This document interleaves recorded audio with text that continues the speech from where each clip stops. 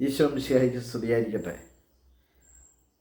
Smile and start your day with Jesus ഈ പ്രോഗ്രാമിലേക്ക് സ്നേഹത്തോടെ നിങ്ങളെ സ്വാഗതം ചെയ്യുന്നു. ഞാൻ സിബി വർഗീസ് പായിക്കാട്ട്. 8 നോമ്പ് ആചരണം ആരംഭിക്കുകയാണിന്ന്. 1-ാം തീയതിയാണ്, സെപ്റ്റംബർ 1-ാം തീയതി. പരിശുദ്ധ മാതാവിൻ്റെ ജനന തിരുനാൾ ആഘോഷിക്കുവാൻ പോകുന്ന സമയം. വളരെ പ്രാർത്ഥനയോടെ ഈ ദിവസങ്ങൾ വളരെ പ്രാധാന്യം കൊടുത്തുകൊണ്ട് യേശുവിലേക്ക് കൂടുതൽ ഒരു പടി മാതാവിലൂടെ യേശുവിലേക്ക് എന്നുള്ള ചിന്ത നമ്മിലുണ്ടാവട്ടെ എന്ന് പ്രാർത്ഥിക്കാം. വിശുദ്ധ കത്തോലിക്ക സഭയുടെ യുവജന മതബോധന ഗ്രന്ഥത്തെക്കുറിച്ചാണ്, അതിൻ്റെ ആമുഖമായിരുന്നു ഇന്നലെ ഞാൻ നിങ്ങളുമായി പങ്കുവച്ചത്. ഇന്ന് അതിൻ്റെ അടുത്ത ഭാഗത്തിലേക്ക് കടക്കുകയാണ്. ഇന്ന് തൊട്ട് അതിൻ്റെ ആ ഒരു പ്രാധാന്യവും അതിനെക്കുറിച്ചുള്ള കാര്യങ്ങളുമൊക്കെ പറയാം എന്ന് ഞാൻ നിങ്ങളോട് പറഞ്ഞിരുന്നു. അപ്പോഴാണ് ഒരു കാര്യം ഞാൻ അതിൻ്റെ ആമുഖത്തിൽ വിട്ടുപോയൊരു കാര്യം നിങ്ങളെ ഒരിക്കൽ കൂടി ഓർമ്മിപ്പിക്കട്ടെ.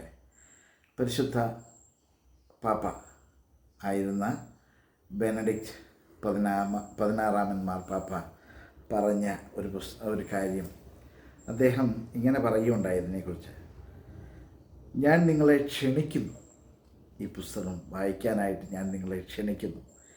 ഈ മതബോധന ഗ്രന്ഥം പഠിക്കുക. അദ്ദേഹം പറയുകയാണ്, എൻ്റെ ഹൃദയംഗമമായ ആഗ്രഹമാണ്. ഈ മതബോധന ഗ്രന്ഥം നിങ്ങളെ സന്തോഷിപ്പിക്കാൻ വേണ്ടി രചിച്ചതല്ല. ഇത് നിങ്ങളുടെ ജീവിതം എളുപ്പമുള്ളതാക്കുകയില്ല. എന്തെന്നാൽ നിങ്ങൾക്ക് ഒരു പുതിയ ജീവിതമുണ്ടാകണമെന്ന് ഇത് ആവശ്യപ്പെടുന്നു. നിങ്ങൾക്കൊരു പുതിയ ജീവിതമുണ്ടാകണമെന്ന് ഇത് ആവശ്യപ്പെടുന്നു. അതിനുശേഷം വിശുദ്ധ മത്തായി സുവിശേഷം 13-ാം അധ്യായം 46-ാം വാക്യം കോട്ട് ചെയ്തുകൊണ്ട് പറയുകയാണ്, നിങ്ങൾ സകലതും കൊടുക്കേണ്ടിയിരിക്കുന്ന മഹത്തായ മൂല്യമുള്ള മുത്ത്. നമുക്കറിയാലോ, അതായത് സ്വർഗരാജ്യം നേടാനായിട്ട്, അതായത് വയലിലുള്ള രത്നം നേടുവാനായിട്ട് സകലതും വിറ്റുപെറുക്കി അത് ആ വയൽ വാങ്ങിക്കുന്നവന് തുല്യമാണെന്ന് പറയുന്ന ആ മൂല്യമുള്ള മുത്താണ് ഈ പുസ്തകം എന്നാണ് പരിശുദ്ധ പിതാവായിരുന്ന ബെനഡിക്റ്റ് 16 മാർപ്പാപ്പ ഈ പുസ്തകത്തിലൂടെ നമ്മോട് പറയുന്നത്. അതുകൊണ്ട് ഈ പുസ്തകം നിങ്ങൾ വായിക്കാതിരിക്കരുത്. 527 ചോദ്യോത്തരങ്ങൾ അടങ്ങുന്ന 4 ഭാഗങ്ങളിലായിട്ട് 527 ചോദ്യോത്തരങ്ങൾ ഈ പുസ്തകത്തിലുണ്ട്. സഭയുടെ വിശ്വാസത്തെക്കുറിച്ച് സർവ്വതും പ്രതിപാദിക്കുന്ന ഒരു പുസ്തകമാണ്. സഭയുടെ വിശ്വാസത്തെക്കുറിച്ച് സർവ്വതും പ്രതിപാദിക്കുന്ന ഒരു പുസ്തകമാണ്. അതുകൊണ്ട് യുവാക്കൾക്ക് അവരുടെ അഭിരുചിക്ക് അനുസൃതമായിട്ട്, യുവജനങ്ങൾക്ക് അവരുടെ അഭിരുചിക്ക് അനുസൃതമായി ക്രിയേറ്റ് ചെയ്യപ്പെട്ട ഒരു മനോഹരമായ പുസ്തകം. ഈ 4 ഭാഗങ്ങൾ ഏതൊക്കെയാണെന്ന് ചോദിച്ചു കഴിഞ്ഞാൽ ഇങ്ങനെ അത് പ്രതിപാദിക്കുന്നുണ്ട്. നിങ്ങളുമായി അത് പങ്കുവയ്ക്കുകയാണ് ഞാൻ. ഭാഗം 1, എന്താണ് നാം വിശ്വസിക്കുന്നത്? ഭാഗം 2, നാം എങ്ങനെ ക്രൈസ്തവ രഹസ്യങ്ങൾ ആഘോഷിക്കുന്നു? ഭാഗം 3, ഇത് കത്തോലിക്കർക്ക് വേണ്ടി, ഞാൻ വീണ്ടും പറയുന്നു, കത്തോലിക്കർക്ക് വേണ്ടി മാത്രമുള്ള ഒരു പുസ്തകമല്ല. ക്രിസ്തീയ ജീവിതം എങ്ങനെയായിരിക്കണമെന്ന് പഠിപ്പിക്കുന്ന മനോഹരമായൊരു പുസ്തകമാണ്. അതെല്ലാവരും, ഏത് ഡിനോമിനേഷനിൽപ്പെട്ടവരായിക്കോട്ടെ, എല്ലാവരും വായിക്കണം. എല്ലാവരും ഈ പുസ്തകം വാങ്ങിക്കണം, വായിക്കണം. നിങ്ങൾക്ക് തീർച്ചയായിട്ടും ഒരു പുതിയ ജീവിതശൈലി കെട്ടിപ്പടുക്കാനായിട്ട് ഈ പുസ്തകം കൊണ്ട് സാധിക്കുമെന്ന് എനിക്ക് ഉറപ്പുണ്ട്. ഭാഗം 3, ഭാഗം 2 ഞാൻ പറഞ്ഞു, നാം എങ്ങനെ ക്രൈസ്തവ രഹസ്യങ്ങൾ ആഘോഷിക്കുന്നു. ഭാഗം 3, നമുക്കെങ്ങനെയാണ് ക്രിസ്തുവിലുള്ള ജീവിതം ഉണ്ടായിരിക്കേണ്ടത്. നമുക്കെങ്ങനെയാണ് ക്രിസ്തുവിലുള്ള ജീവിതം ഉണ്ടായിരിക്കേണ്ടത്. ഭാഗം 4, നമുക്കെങ്ങനെ പ്രാർത്ഥിക്കാം. ഈ 4 ഭാഗങ്ങളിലായി 527 ചോദ്യോത്തരങ്ങൾ അടങ്ങിയിട്ടുണ്ട് ഈ പുസ്തകത്തിൽ. ഒരുപാട് വലിപ്പമൊന്നുമില്ല.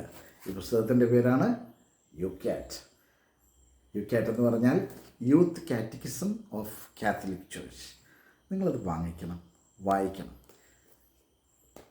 വിശുദ്ധ പൗലോസ്ലീഹ തിമോത്തിയോസിന് എഴുതിയ രണ്ടാം ലേഖനത്തിൻ്റെ 3-ാം അധ്യായത്തിൻ്റെ 16-ാം വാക്യം ഇങ്ങനെയാണ് പറയുന്നത്: വിശുദ്ധ ലിഖിതമെല്ലാം ദൈവനിവേശിതമാണ്. വിശുദ്ധ ലിഖിതമെല്ലാം ദൈവനിവേശിതമാണ്. അവ പ്രബോധനത്തിന്, വളരെ ശ്രദ്ധിച്ചിരിക്കണേ, ആ വചനം വളരെ കൃത്യമാണ്. അവ പ്രബോധനത്തിനും ശാസനത്തിനും തെറ്റ് തിരുത്തലിനും നീതിയിലുള്ള പരിശീലനത്തിനും. കണ്ടോ, വളരെ കൃത്യമാണ്. പ്രബോധനത്തിന്, ശാസനത്തിന്, തെറ്റുതിരുത്തലിന്, നീതിയിലുള്ള പരിശീലനത്തിന് ഉപകരിക്കുന്നു. ഇനി അടുത്ത വാക്യം, 17-ാമത്തെ വാക്യം ഇങ്ങനെയാണ് പറയുക: ഇതുവഴി, അതായത് ഈ വചനം വായിക്കുന്നതിലൂടെ, സഭയുടെ പഠനങ്ങളിലൂടെ, വിശുദ്ധ ലിഖിതം പഠിക്കുന്നതിലൂടെ, ഹൃദയത്തിൽ അത് സൂക്ഷിക്കുന്നതിലൂടെ നമുക്ക് കിട്ടുന്ന ഒരു ഗുണം, ഇതുവഴി ദൈവഭക്തനായ മനുഷ്യൻ പൂർണ്ണത കൈവരിക്കുകയും ഇനി അടുത്ത വാക്ക് വളരെ മനോഹരമായ വാക്കാണ്: എല്ലാ നല്ല പ്രവൃത്തികൾ ചെയ്യുന്നതിന് ഈ പ്രബോധനങ്ങൾ അവനെ പര്യാപ്തമാക്കുന്നു. അതുകൊണ്ട് മറ്റുള്ള ലോകത്തിൻ്റെ വചനങ്ങളല്ല, മറിച്ച് ദൈവവചനവും വിശുദ്ധ ലിഖിതം, അതുപോലെ തന്നെ സഭയുടെ പഠനങ്ങൾ ആധികാരികമായി പഠിക്കാനായിട്ടുള്ള മനസ്സുണ്ടാകട്ടെ. തീർച്ചയായിട്ടും നിങ്ങളുടെ ജീവിതം മാറും, നമ്മുടെയൊക്കെ ജീവിതം മാറും. നമ്മൾ മറ്റൊരു ജീവിതം കെട്ടിപ്പടുക്കാനായിട്ട് നമുക്ക് സാധിക്കും. ഒരു പുതിയ സൃഷ്ടിയാക്കി മാറുവാനായിട്ട് നമുക്ക് സാധിക്കും.